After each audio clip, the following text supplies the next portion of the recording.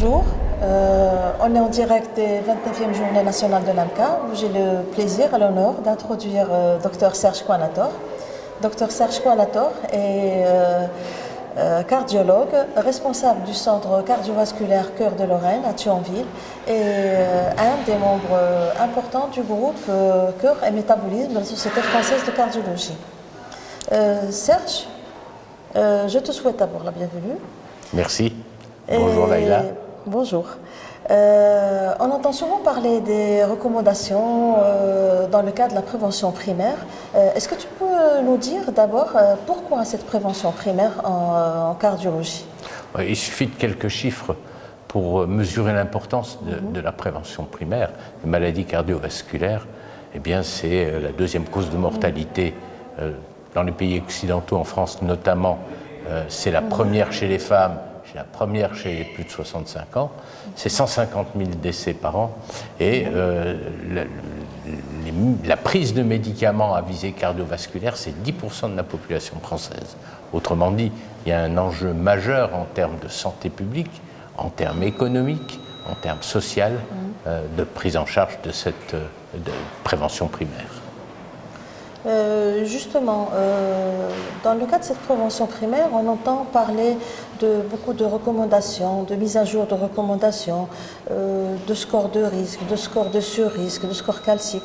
Peux-tu nous conseiller ou nous donner la meilleure stratégie pour savoir comment faire cette prévention primaire en cardiologie? Alors, il y a des recommandations qui viennent de sortir il y a quelques mois, ce sont celles de l'ESC. Qui, d'une certaine manière, sont innovantes, notamment sur la manière dont on va envisager, étape par étape, cette prise en charge du risque cardiovasculaire. Elle repose sur l'utilisation d'un score. Alors, score existait avec les recommandations précédentes. Maintenant, c'est score 2. Score 2, c'est un score qui intègre non seulement la mortalité comme dans la version précédente, mais également la survenue d'événements à 10 ans, avec un pourcentage de risque qui va être calculé sur des données liées au genre, liées au tabagisme, à la pression artérielle et liées au non-HDL cholestérol. Les scores précédents, c'était le cholestérol total, cette fois-ci c'est le non-HDL cholestérol. Je rappelle que c'est cholestérol total moins HDL et ça intègre toutes les particules, les lipoprotéines athérogènes.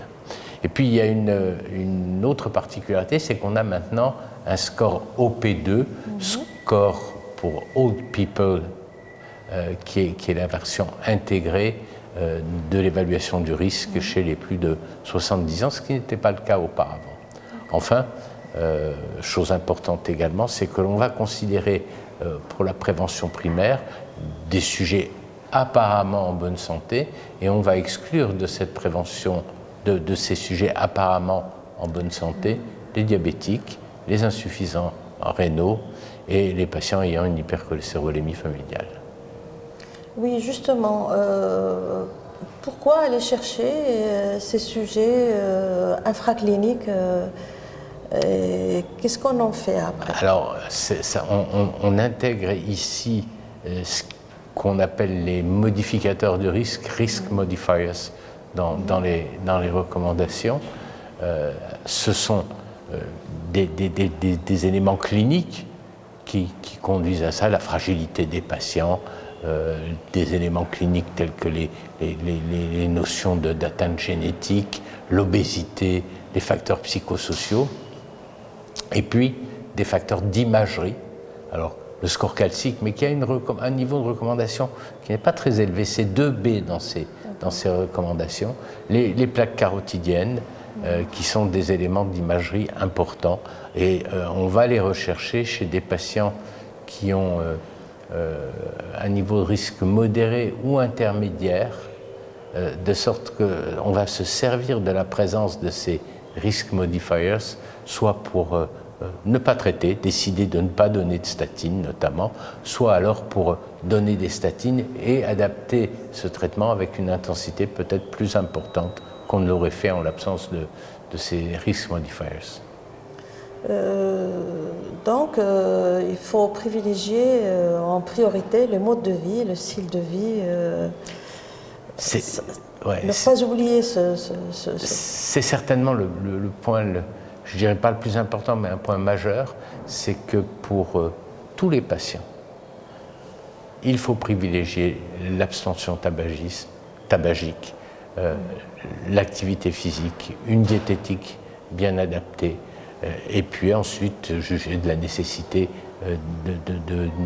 d'équilibrer le niveau tensionnel si les chiffres dépassent 140 mm de mercure, de prescrire une statine s'il le faut, mais pas forcément à tous les patients.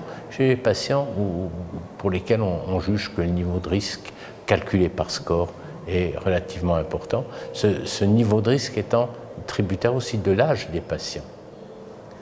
Vous avez relevé dans votre présentation en salle plénière que vous n'étiez plus très en faveur de l'administration d'aspirine chez les diabétiques, par exemple, comme il y a quelques années. Alors clairement, aujourd'hui, on dispose de recommandations à la fois européennes, américaines, qui vont contre l'utilisation systématique des petites doses d'aspirine telles que c'était préconisé. On va réserver cette prescription, bien évidemment, à la prévention secondaire, mais également, en l'absence de prévention secondaire, chez les patients, disons, qui ont un niveau de risque assez élevé, qui ont moins de 60 ans et qui n'ont pas de risque hémorragique important. Sinon, il n'y a pas d'indication à un traitement par aspirine, notamment chez les diabétiques, chez lesquels on avait tendance tous à prescrire très facilement de l'aspirine à petite dose. Merci Serge, merci pour ce grand tour d'horizon et merci pour ta présence. Merci Laïla, et c'est toujours un plaisir d'être ici avec l'AMCAR. Merci. À la prochaine édition.